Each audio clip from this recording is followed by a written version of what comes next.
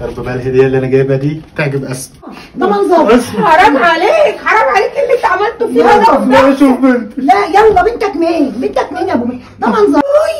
اسمع يا خالد يا ابني، ايوه انا جوزتك بنتي يا هو فقت على الجوازه دي وانت جاي لي بطولك، بس عشان انت طلعت معايا راجل وكنت بتديني الفلوس اللي بتشتغل بيها كلها وجهزناك وخليناك زي الفل، وكله كان بيقول لي خالد لا خالد لا. الحمد لله. ترفع راسي يا ابني، انا مدياك 24 دولار تحافظ عليهم. تعرف ان انا شايلها في عينيا يعني، وانا ما قصرتش واللي كنت بشتغل بيه عن يدكم انتوا الاثنين كنت اجي اقول لك خدي. وانا ما قصرتش، حوشت لك فلوسك وجهزتك وجبت لك اللي انت عايزه. وانا مش هكسفك قدام قرايبكم لان انا عارف قرايبكم كلهم قالوا خالد لا خالد لا، وانا برضو طلعت راجل وبرضو مش هكسفكم. انا عايزه بقى معاملتك مع مراتك، كنت انت بتدي امها الاول عشان تجهزكم وتفتح لكم بيت، دلوقتي بقى تبقى تدي الفلوس في ايد مراتك وتعمل نفسكم وتامنوا مستقبلكم يا حاج. وانت عارف يا خالد ان انا ما كنتش موافقه عليك الاول، بس طالما انت طلعت راجل كده مع ماما انا مش هلاقي احسن منك طبعا. وانا هشيلك في عينيا. ده زين الرجال خالد. طب اقوم بقى اجيب الشربات ولا ايه؟ يلا يا حبيبتي هات لنا الشربات، يلا شربات ايه ما تخليه عشاء. يا رب بقى الهديه اللي انا جايبها دي تعجب اسماء، انا اصلا اجيب لها اي حاجه في الدنيا تحت رجليها. يا اسماء يا اسماء. في يا خالد يا اسماء، يا اسماء مالك في ايه؟ غمضي عينيك. هغمض عيني ليه في ايه؟ غمضي عينيك بس اهو.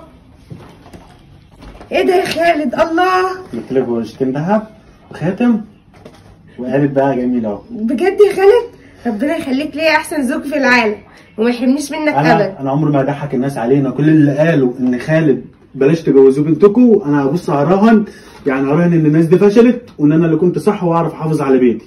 يا رب دايما يا خالد ما يحرمنيش منك كده وتفضل تجيب لي كل حاجه نفسي فيها.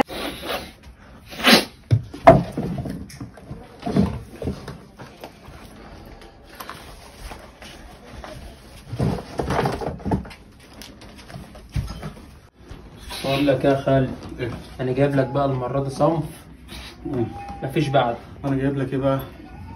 الدهب بتاع مراتي وهات بقى ايه زي كل مره. كده ايوه كده اقدر اجيب لك اللي انت عايزه بقى. ماشي،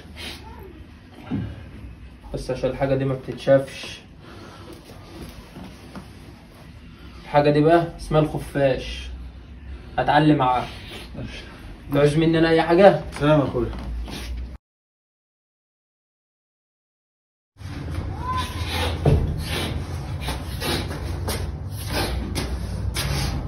ايوه مين؟ الله يخرب بيتك، اللي انت عامله في نفسك ده؟ عايز اشوف بنتي. خش كده عشان الجيران. الله يخرب بيتك، اللي انت عامله في نفسك ده؟ انا عايز اشوف بنتي. بنتك ايه؟ انا مش عايزه بنتك تشوفك بالمنظر المقرف اللي انت فيه ده. عايز اشوف بنتي. يا ماما يا ماما الحقيني. في ايه يلا؟ قوم امشي، ده منظر. اشوف انت يا بنت. اشوف بنتي. لا ما تشوفش بنتك، بنتك ايه؟ عايز تخيبها؟ عايز تخيب بنتك؟ انت ايه اللي جابك عندنا؟ سكي يا بنتي. هات يا ماما. قوم امشي. اشوف امشي. البنت. قوم. طب هاتوا هدومي. لا هدوم مين؟ قوم يلا اتكل على الله، ده منظر. حرام عليك، حرام عليك اللي انت عملته فيها ده. لا اشوف بنتي. لا يلا بنتك مين؟ بنتك مين يا ابو مين؟ ده منظر، ده انت بقيت شمام وصايع. يلا يا صايع، يلا يا صايع. كويس معاك. كنت كويس، وايه اللي بقت الحالة؟ مش انت اللي انتبهتش هنا تاني؟ اسمع بلا اسمع بلا هداب، غور يلا، ادي اخرة الشم والقرف. جابكوا خيبة شباب خايبة. بس يا حبيبتي بقى. البنت ايه؟ بنته لو كان باصص لبيته ومراته ما كانش ده بقى حاله. هو يا بنتي يجي في مرة وتفتحي له الباب. البنت اتخضت يا ماما من ساعة ما جينا. اخش هسكتها. يلا خش. انا عارف يا بنت حظك مايل، بختك مايل كده ويا بنت، وانا اللي شلت الربا كلها. ربنا يهون عليكم. بقول لك يا حضرتك أستاذ، ايه اللي جابك هنا بقى؟ مش اسمع. كفايه اللي انت عملته مع جوزي؟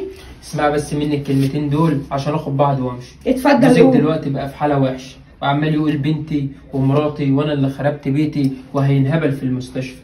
انا عايزك تعمله باصلك بس وتروحي له، يمكن لما يشوف يرجع عن اللي هو فيه ده وربنا يشفيه وحالكم ينصلح تاني. وانا والله السكه اللي انا كنت ماشي فيها ما عدتش ماشي فيها. انت جاي بعد ايه تقول كده؟ حرام عليك يا شيخ، انت تعمل كده في شاب زي الفل ما كانش ليه في اي حاجه تعمل فيه كده؟ يا بنت انا ما عملتش فيه حاجه، انا مجرد واحد كنت بديله الحاجه دي عشان هو عايزها بس مش اكتر، مش انا اللي جره للسكه دي ولا عملت فيه اي حاجه. انت صح، المفروض هو اللي كان يبعد عن الحاجه دي، ما يطلبهاش من اي حد حتى اللي هو ايه. بس على العموم انا عمري ما اسيب جوزي حتى اللي هو ايه، لو عضم في قف ده جوزي برضه لازم ابقى معاه. تعالى يا اخويا والنبي هلبس شبشب وتعالى خدني لجوزي واديني انا هقف جنبه في شدته. ماشي، انا كنت عايزك بس تعملي باصلك عشان خاطره مش اكتر، وعشان خاطر انا لازم من غير ما انت تقول كده، انا لازم اعمل كده. ده ياما جاب، ده ياما هناني وياما عايشني ايام حلو. تعالى وانا اعرفك المستشفى. ماشي يلا يا اخويا يلا.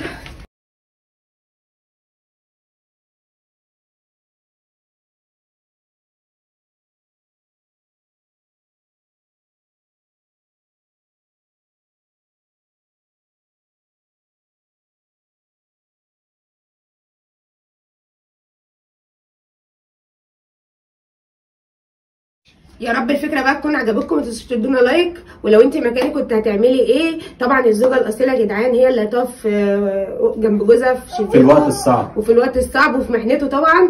وعايزه كومنتاتكم بقى كتير تتفاعلوا على البيج بتاعت خالد اخونا. كل كلمه خالد عايز اقول ودي نصيحه لكل شاب، انه اللي بيمشي في الطريق السو لازم بتكون اخرتها خراب، سواء كان متجوز او شاب اعزب.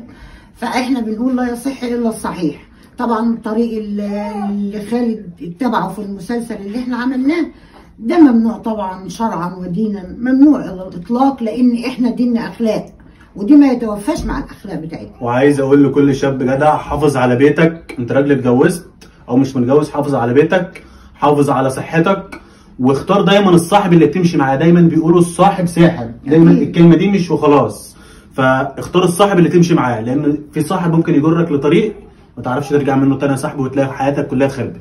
والعقل السليم في الجسم السليم. ما تنسوش بقى تعملوا لنا لايك وكومنت. كل سنه وانتم طيبين.